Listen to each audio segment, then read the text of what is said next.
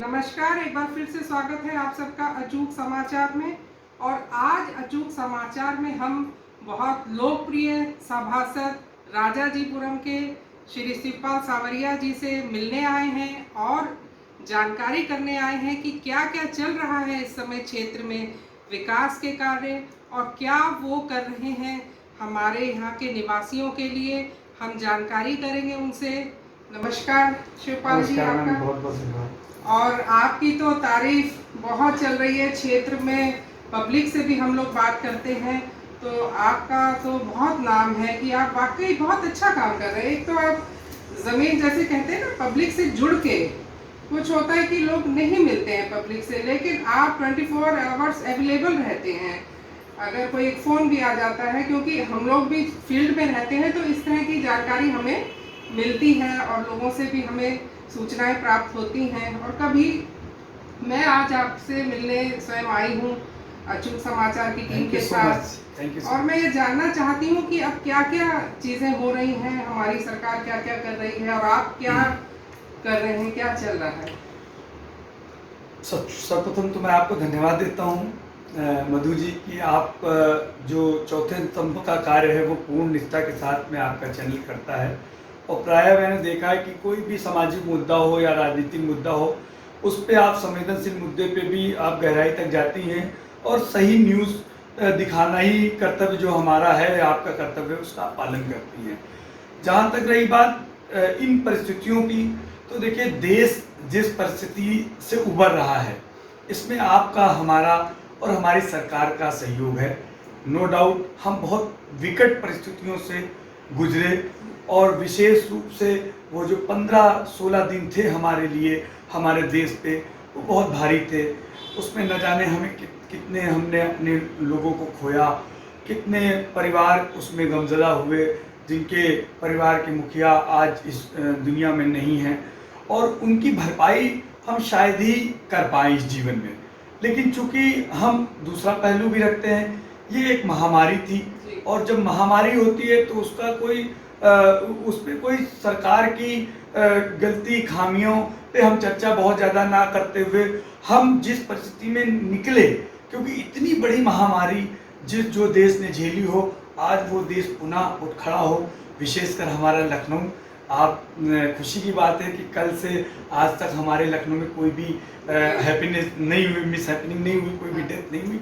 तो कहीं ना कहीं हम पूरी पटरी पे ला रहे हैं अपनी गाड़ी को, और उम्मीद करेंगे कि ये लखनऊ है, ठीक है, अदब का शहर है लखनऊ, और यहाँ के लोग जिंदा दिल हैं। हाँ, हम उन लोगों की मदद के लिए ज़रूर आगे आएंगे आपके माध्यम से, अपनी सरकार के माध्यम से, जिन्होंने अपने परिवार का मुखिया खोया। हमारे युवा साथी, हमारी टीम, हमारी पार्टी के सहयोगी, हम लोग इस समय विशेष रूप से उन लोगों को खोज रहे हैं जिन्होंने अपने परिवार का मुखिया खोया है। सरकार की योजना है कि अगर किसी परिवार का कोई मुखिया, कमाऊ सदस्य अगर कोविड-19 के चपेट में आया और वो उसकी मृत्यु हुई, तो उसके परिवार को, उसकी पत्नी को 4 लाख रुपए सरकार एक मुफ्त सहायता, और उसके जो बच्चे हैं उनको 4000 रुपये बच्चों की शिक्षा दीक्षा के लिए सरकार देने के लिए कटिबद्ध है। और इसके चीज़ें बहुत तेज़ी से चल रही हैं। जो लोग ड्यूटी ऑन ड्यूटी पे जिनकी डेथ हुई, उनको सरकार ने 30 लाख रुपए का मुआवजा देने का काम किया ताकि उनका परिवार फिर से खड़ा हो। तो हमारा ये प्रयास है कि हमारे आसपास के परिक्षेत्र में अगर कोई ऐसा परिवार है तो हम लोग खोज रहे हैं। इसमें हमें आपका भी सहयोग चाहिए, क्योंकि आप मीडिया के माध्यम से उन परिवारों को खोज सकते हैं कि जिनके परिवार को अभी हो सकता है बहुत सारे लोग दुख में हैं, उनको नहीं पता सरकार की योजना है क्या, या पता भी है तो सही व्यक्ति तक पहुंचने में टाइम लग जाता है, या व्यक्ति नहीं पहुंच पाता है, बाद में उसको योजनाओं के बारे में पता चलता है। तो हमारा निरंतर ये प्रयास रहता है, हमारे जो सहयोगी हैं उनका ये प्रयास है कि हम लोग इस मुहिम को आगे बढ़ाएं, और आसपास के क्षेत्रों में ये पूरी तरह से हम लोग फैल रहे हैं, हम लोग जा रहे हैं कि इस तरह का कोई परिवार है तो हम लोग उसकी मदद करें। बिल्कुल बिल्कुल, हम लोग भी पूरी कोशिश करेंगे और मैं ये और जानना चाहती थी, अभी कुछ और आसपास कुछ नए कार्यक्रम, क्या चीजें देखिए, होने वाली हैं या हो रही हैं? स्वास्थ्य को लेकर के, जैसा कि आप जानते हैं, हमारी पार्टी ने जो वैक्सीन है उस पर एक मुहिम बनाया। युवा मोर्चा के साथ ही हम लोग जगह जगह कैंप लगाने का अब प्लान कर रहे हैं, क्योंकि अब चीज़ें पटरी पे आ गई हैं। अब जो लोग वैक्सीन से वंचित हैं, हम लोग प्रयास करेंगे कि पॉकेट टू पॉकेट उसके कैंप लगें और हम लोग जो बचे हुए लोग हैं उनको वैक्सीन के लिए प्रेरित करें, उनके लिए वैक्सीन की व्यवस्था करें। जैसा कि मैं आपको आज बताऊं कि मैं आज हमारा जो आलमनगर में प्राथमिक स्वास्थ्य केंद्र है, मैं वहाँ पे आज दौरा था हमारा। हमारे क्षेत्र के गणमान्य समाज सेवी अनिल अग्रवाल जी हैं, चूँकि उन्होंने इच्छा जताई कि वो गोद लेना चाहते हैं सीएससी। सरकार की योजना भी है कि जो ऐसे प्राथमिक स्वास्थ्य केंद्र हैं, जो कोई भी व्यापारी या कोई सोशल वर्कर उसको गोद लेना चाहे तो उसमें वो सुविधाएं दे करके अपना नाम लिख सकता है। इससे क्या होगा, हमारी सुविधाएं वहाँ बढ़ जाएंगी। तो आज दौरा किया तो वहाँ बहुत सारी अनियमितताएं पाई हमने। बहुत सारे नर्सेज गायब थी, बहुत सारे डॉक्टर्स नहीं थे वहाँ पे। तो मैंने तुरंत डीएम साहब को, जिलाधिकारी महोदय को इसकी शिकायत करी और उन्होंने भी कठोर कार्रवाई का आश्वासन मुझे दिया है। तो ये सब चीज़ें चलने की, स्वास्थ्य संबंधी जो प्रणाली है उसको मजबूत किया जाए। और कहीं ना कहीं आपने देखा होगा कि अब हम जो स्वास्थ्य प्रक्रिया है हमारी, वो बहुत मजबूत हुई इस सरकार में। इस कोविड के चलते हम लोग बहुत मजबूत हुए। आगे अगर कोई भी इस तरह की समस्या आएगी तो हम लोग उसका डट के सामना करेंगे। और मैंने सुना है ये पिंक शौचालय वगैरह जो महिलाओं के लिए, देखिए, प्रधानमंत्री जी की जैसा आप जो स्वच्छता मिशन के अंतर्गत हर जगह शौचालय का हो रहा है, तो ऐसे ही हमारे थाना तालकटोरा परिक्षेत्र है जो, वहाँ पे हम लोग गेट के पास में एक शौचालय बना रहे हैं, बन के तैयारी है। उसका माननीय महापौर के द्वारा शुभारंभ होने का टाइम मिल जाए तो उसको शुभारंभ करेंगे। उसमें महिलाओं के लिए विशेष शौचालय है, जिसमें एक हमारी उसमें एक महिला वर्कर भी होगी, जो सैनिटरी नैपकिन की शॉप होगी, तो महिलाओं से रिलेटेड उसको कुछ वहाँ पे रखेंगे, उसको व्यापार मिल जाएगा। दूसरा, जो महिलाएं हैं फीडिंग कराना चाहते हैं, फीड कराना चाहते हैं, उनके लिए अलग कमरा बना है। महिलाओं के लिए विशेष टॉयलेट बना है, विकलांग महिलाओं के लिए भी उसमें एक टॉयलेट है। तो ये सब सुविधाएं हमारी सरकार दे रही है और इसका लोग लाभ उठाएं। और बीइंग अ पार्षद, बीइंग अ बेस जनप्रतिनिधि, हम लोग एक बेस जनप्रतिनिधि हैं, सबसे छोटी कड़ी है हम लोग समाज की हैं, जो समाज तक टच में रहता सबसे ज़्यादा। अगर कोई भी व्यक्ति टच में रहता है वो पार्षद टच में रहता है इनिशियल लेवल पे। क्योंकि जब व्यक्ति सुबह उठता है तो सबसे पहले उसको जरूरत पार्षद की पड़ती है, चाहे उसका सीवर चौक हो, चाहे उसको पानी की समस्या हो, चाहे उसकी लाइट नहीं आ रही हो, चाहे सड़क नाली खरंजी की बात हो। ऐसे सभासद हैं जो 24 आवर्स अवेलेबल रहते हैं। देखिए, ये हमारा प्रयास है। और जब मैं निर्दलीय जीता था तो लोगों की बड़ी उम्मीदें थी मेरे साथ में, और उन उम्मीदों पे खरा उतरने का मेरा भी कहीं ना कहीं से मैं भी कटिबद्ध हूँ। और मैं ये प्रयास करता हूँ अपने साथियों के साथ में कि जो लोगों का विश्वास है, जो लोगों ने हम पे विश्वास जताया, एक जनप्रतिनिधि होने के नाते हम उनको पूरा करने का प्रयास करें। सब काम तो हम लोग भी नहीं कर सकते, लेकिन उसका प्रयास जारी रहता है। और उपलब्धता की बात करूं तो जहां पे मेरे ऑफिस हैं, लोग आते हैं, हम लोग उपलब्ध रहते हैं, उनके काम होते हैं, काम करने का प्रयास रहता है। और इसीलिए जब दोबारा मैं चुनाव लड़ा तो मैं डबल मार्जिन से ज़्यादा जीता। लखनऊ में लगभग सबसे ज़्यादा वोटों से जीतने वालों प्रत्याशियों से था। तो ये आप लोग का स्नेह है, आप लोग का आशीर्वाद है, और प्रयास रहता है कि लोगों की सेवा करूं।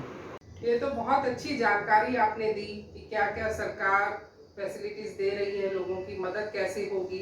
एक मैं आपसे ये भी पूछना चाह रही हूँ, आप इतने लोकप्रिय हैं और 2 बार से एक ही क्षेत्र से सभासद होना, इसका मतलब आप बहुत लोगों के संग जुड़े हुए हैं। तो आगे भविष्य क्या है? आगे शिवपाल सावरिया जी का भविष्य क्या है? क्योंकि यहाँ की जनता के बीच जब मैं जाती हूँ तो वो चाहते हैं कि आप जैसा प्रतिनिधि हो। तो आप क्या सोच रखते हैं? आपकी क्या है? जनता की मांग आप पूरी करेंगे? क्या चाहते हैं आप? आपका क्या फैसला है? देखिए मधु जी, जब कोई भी व्यक्ति राजनीतिक फील्ड में आता है तो कहीं ना कहीं महत्वाकांक्षा तो होती है जनसेवा की, और धीरे धीरे उसका दायरा बढ़ता है। जब 2012 में मैं निर्दलीय पार्षद हुआ और धीरे धीरे चीज़ों को समझा, लोगों की सेवा करी, तो कहीं ना कहीं एक अंदर से ऊर्जा ही, लोगों का प्यार मिला। और मेरे परिवार के जो संस्कार रहे और जब मैं सबल हुआ तभी मैं राजनीति में आया। जी। तो कहीं ना कहीं से जो है मेरे फादर का ये था कि जब तुम अपने स्टेब्लिश हो जाओ फिर राजनीति में आओ, ताकि कोई ब्लेम तुम पे ना लगे। तो आज उसी वजह से लोग प्यार करते हैं, युवा साथी अपना आइडियल मानते हैं, और लोगों के बीच में मेरी उपस्थिति 100% कोशिश रहती है, क्योंकि हमारी पार्टी की विचारधारा रही है और पार्टी के जो प्रणेता रहे हैं पंडित दीनदयाल उपाध्याय जी, उनका एक कथन था कि राजनीतिक व्यक्ति तब सफल होगा जब वो समाज के अंतिम पायदान पे बैठे व्यक्ति को टच करेगा, वो उसको उंगली पकड़ करके समाज की मुख्य धारा में लाएगा। तो हम लोग भी यही काम करते हैं, जो योजनाएं सरकार की आती है उनको लोगों तक पहुंचाने का काम करते हैं, और इसी से पॉपुलैरिटी बढ़ती है, लोग प्यार करते हैं, लोग सम्मान देते हैं। तो आपका जो सवाल था वो पार्टी तय करेगी, लोग तय करेंगे, पब्लिक तय करेगी, और मेरे को जब आदेश मिलेगा कि आप जनसेवा का दायरा बढ़ाइए, अभी मेरा दायरा एक सीमित दायरा है, लोगों को लगेगा कि भाई मेरा दायरा बढ़ना चाहिए, पार्टी को जिस टाइम लगेगा कि मेरा दायरा बढ़ना चाहिए, अगर पार्टी कोई जिम्मेदारी मुझे देगी तो मैं उसको सहज स्वीकार करूंगा, क्योंकि पिछले 8 वर्षों 10 वर्षों से एक जो फील्ड है उसका अनुभव मैंने प्राप्त किया है, और लोग प्यार करते हैं, लोग सम्मान देते हैं, युवा साथी मुझे आइडियल मानते हैं, ये मेरे लिए बड़ी उपलब्धि है।